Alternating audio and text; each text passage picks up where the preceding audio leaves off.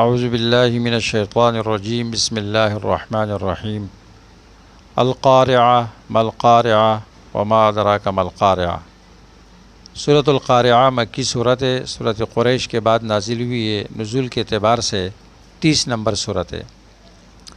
ایک نام سے موسوم ہے القارعہ، اس لیے کہ قارعہ قیامت کے ناموں میں سے ایک نام ہے جس کے متعلق اس صورت میں بحث ہو رہی ہے۔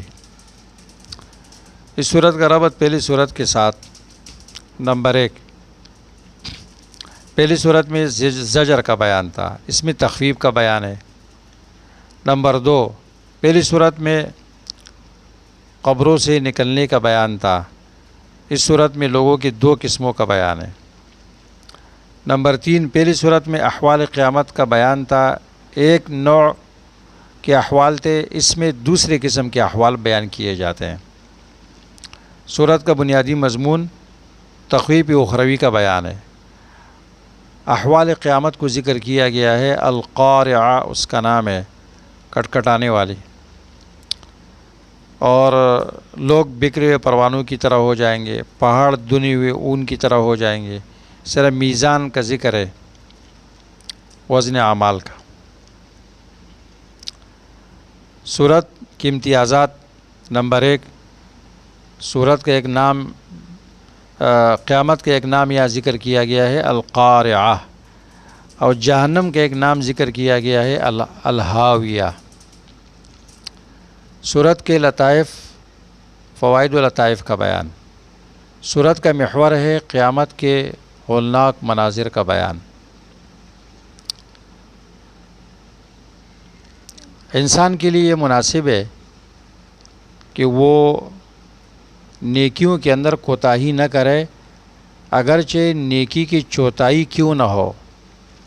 اپنی زندگی میں اگر ایک نیکی کی چوتھائی بھی کر سکے تب بھی نہ چھوڑے، اس لیے کہ کبھی یہ معمولی حصہ بھی اس کی میزان کو باری کرنے کے لیے کافی ہو جاتا ہے، اور قیامت کے ہولناکیوں سے اور جہنم کے عذاب سے اس کو چھٹکارا مل جاتا ہے۔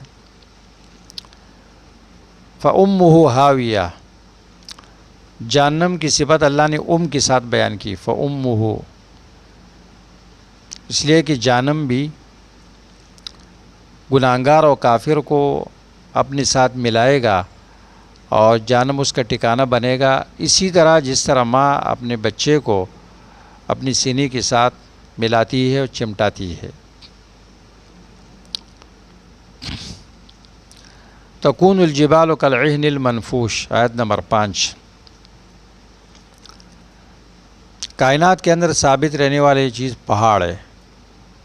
جب پہاڑ تبدیل ہو جائیں گے تو انسان سے کہا جا رہا ہے کہ آپ کی ثابت رہنے والی چیزیں جو آپ نے اپنے سامنے رکھی ہے اور اس کے بدلنے پر آپ راضی نہیں ہیں، یہ آپ کے لیے کیسے ثابت رہ سکتے ہیں۔ فَأَمَّا مَنْ ثَقُلَتْ مَوَازِينُهُ فَهُوَ فِي عِيشَةٍ رَاضِيَةٍ، 6 نمبر آیت۔ بندے کے لیے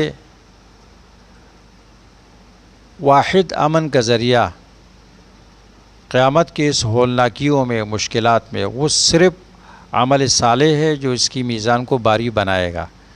لہذا جو شخص امن چاہتا ہے قیامت کے دن، وہ ایمان و عمل صالح کی طرف توجہ دے۔